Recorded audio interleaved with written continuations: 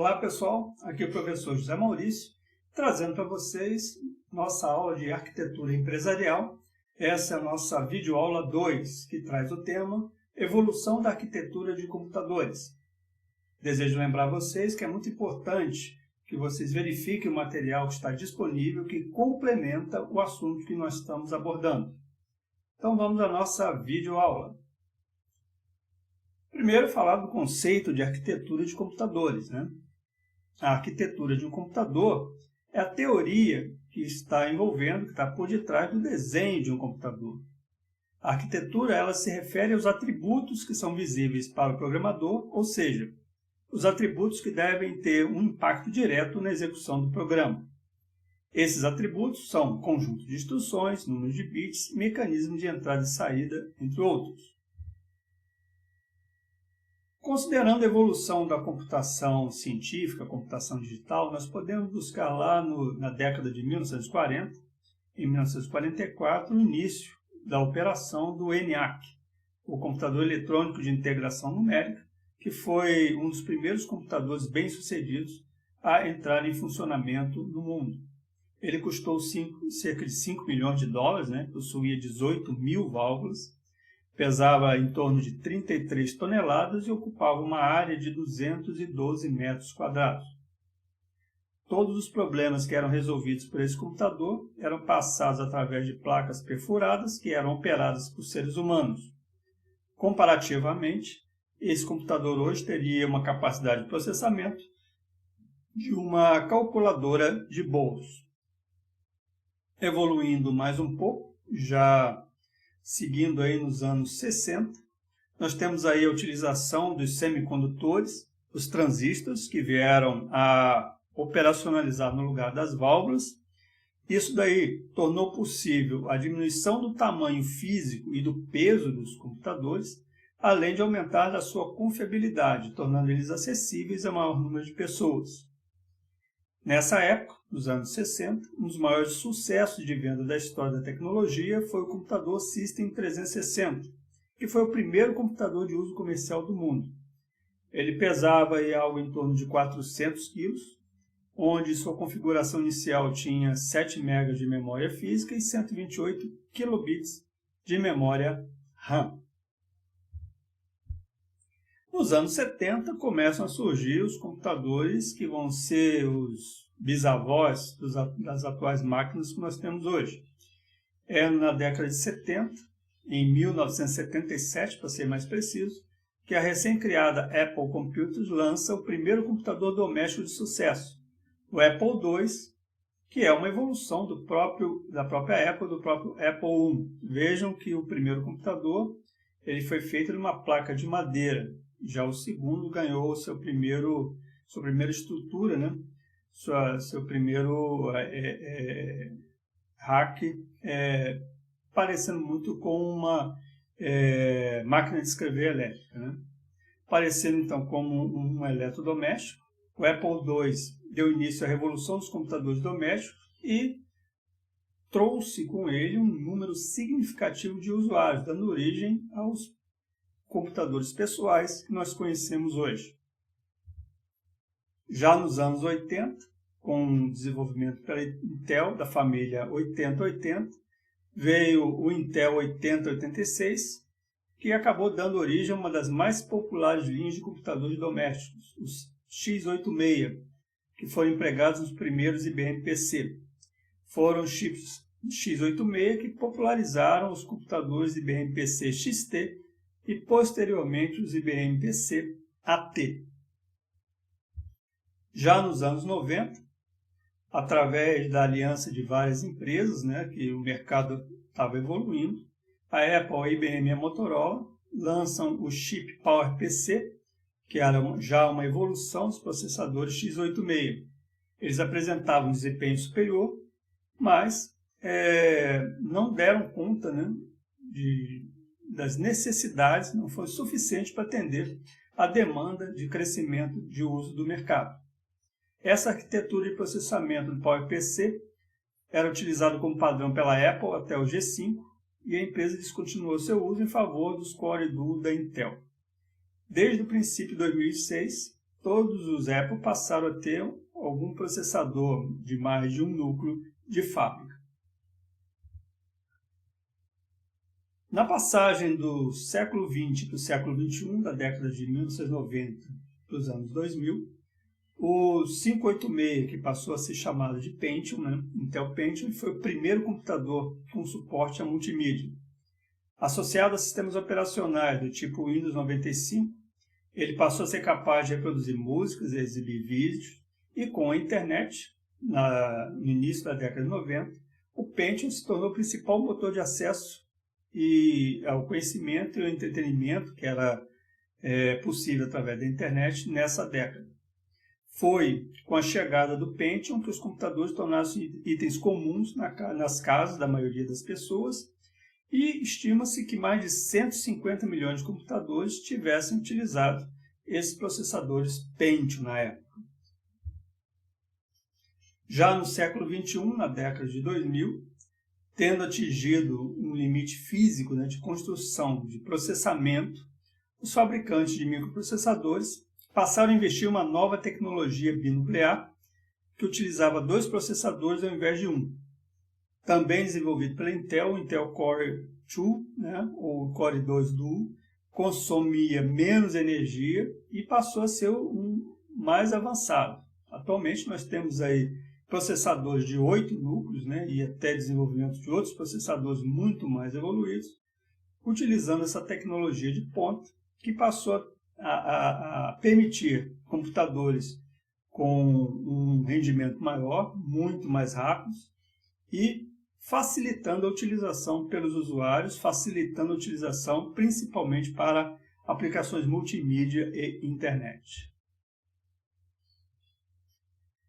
Pegando como base uma placa-mãe de um computador desktop, podemos ver que, basicamente, nós temos uma estrutura que envolve o processador, que é a unidade central de processamento, ou CPU, as memórias, a memória RAM, as memórias de registradores, nós temos toda a parte de energia, de drivers, a parte de inicialização da máquina, que é a BIOS, conectores com diferentes funcionalidades, com diferentes terminações, e os computadores foram ganhando também ao longo dos anos melhorias em termos de memória, mais memória cache, mais registradores, outras facilidades que vão sendo agregadas tanto aos desktops como aos laptops e também aos smartphones.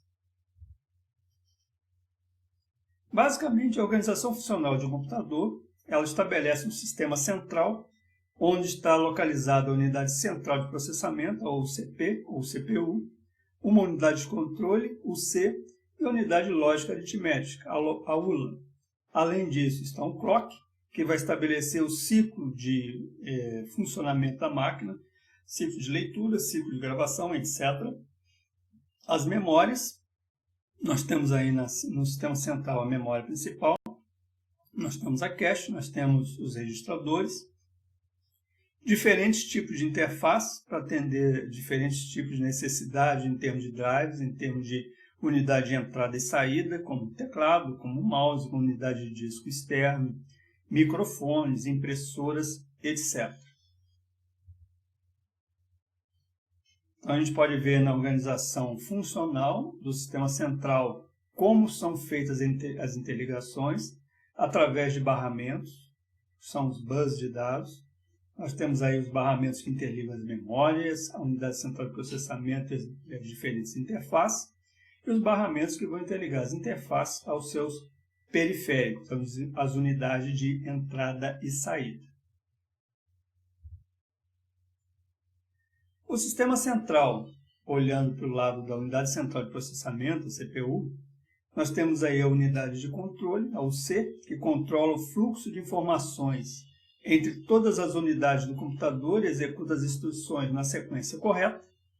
A unidade lógica aritmética, o AL ou ULA, que realiza operações aritméticas que envolvem cálculos, operações lógicas que envolvem decisões.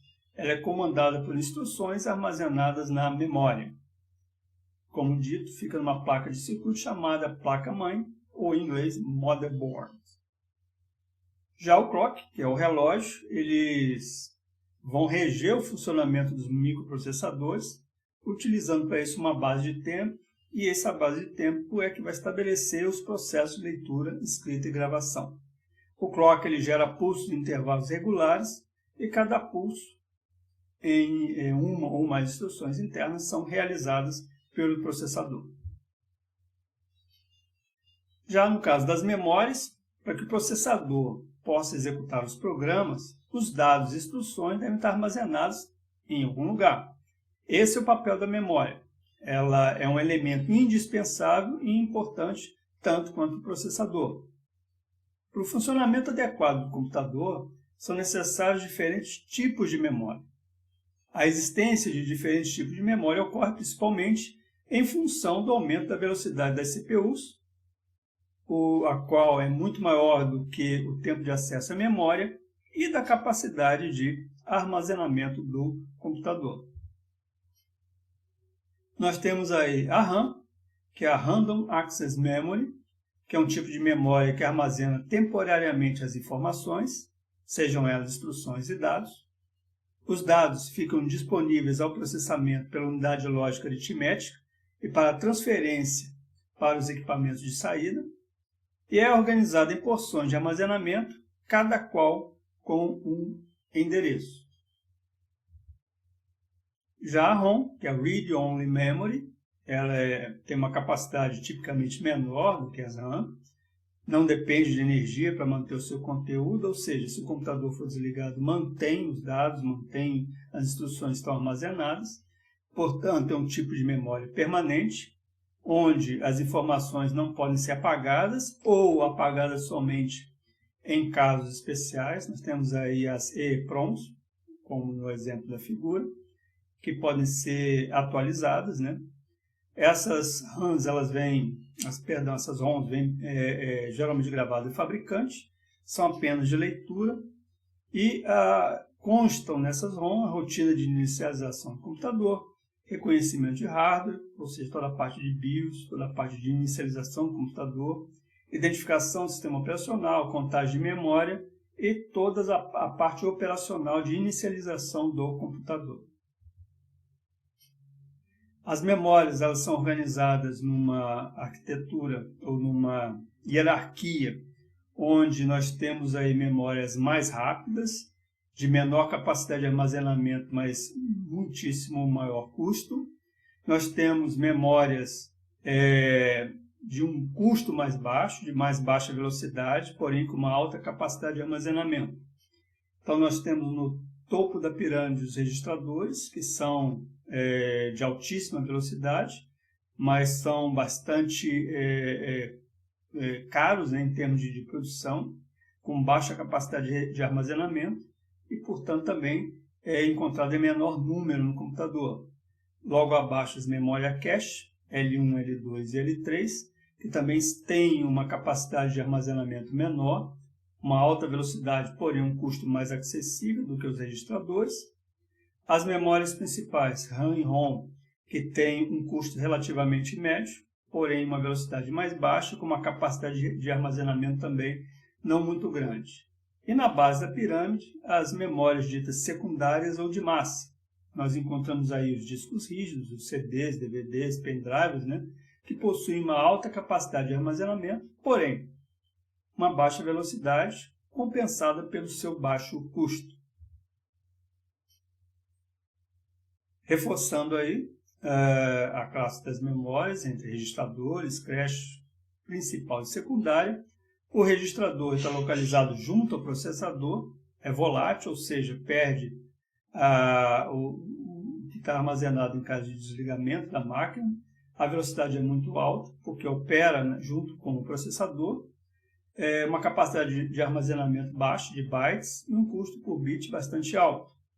As memórias cache, como dito, também estão junto do processador, também são voláteis, apresentam uma velocidade também alta, porém, uma capacidade de armazenamento baixa e um custo por bit também alto. Já as memórias principais estão localizadas na placa-mãe, onde a RAM ela é volátil e a ROM não volátil. A velocidade vai depender do tipo de memória instalada, lembrando que nós temos variações para as ROMs e para as RAMs atualmente. A capacidade de armazenamento já é média, em termos de megabytes, e tem um custo também médio, que vem caindo muito com o passar do tempo. Já as memórias secundárias são as memórias de massa, né?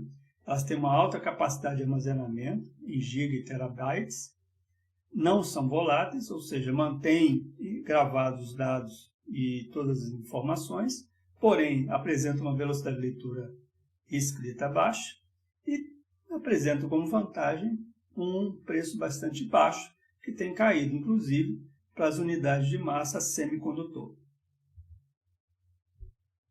Como dito, os registradores eles vêm da necessidade do processador armazenar temporariamente dados intermediários e precisa de memórias que trabalhem junto com ele em termos de velocidade, para garantir que um processamento e o resultado desse processamento, a operação desse processamento, seja correto e possa ser armazenado enquanto é buscado na memória uma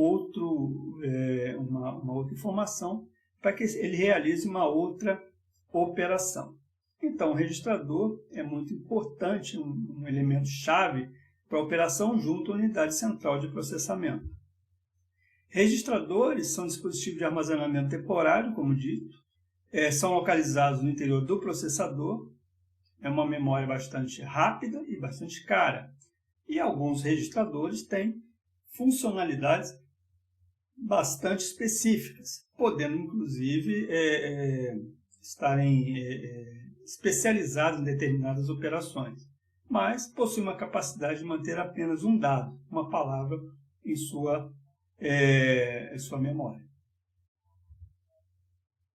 Já as memórias cache, elas são uma técnica que vai incluir em um dispositivo de memória entre a memória principal e o processador.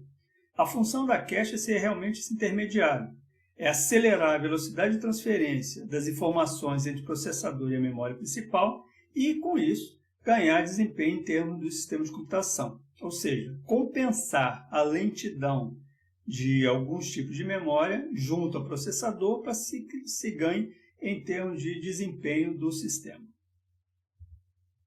E, por fim, a memória secundária. A memória secundária, também conhecida como memória de massa, ela possui uma capacidade de armazenamento, como dito, muito superior às demais memórias. Ela é permanente, não é volátil e não perde seu conteúdo quando está desligado. Apresenta um menor custo por byte de armazenamento, porém a velocidade é muito menor. Nós hoje temos, além das unidades eletromecânicas, como as unidades de disco rígido, nós temos também as unidades SSD, que são unidades a semicondutor, que apresentam certas vantagens sobre as unidades eletromecânicas, mas há também de se verificar também a situação do sistema computacional, da arquitetura e da organização do sistema computacional, para se fazer a escolha mais correta da unidade de memória secundária. Bom, pessoal, chegamos ao final da nossa videoaula 2. Espero que esse conteúdo seja útil para vocês, no estudo de vocês. Lembrando, mais uma vez, que devem procurar o material que está no nosso site. Desejo a vocês um bom aproveitamento e até a nossa próxima videoaula. Um abraço a todos.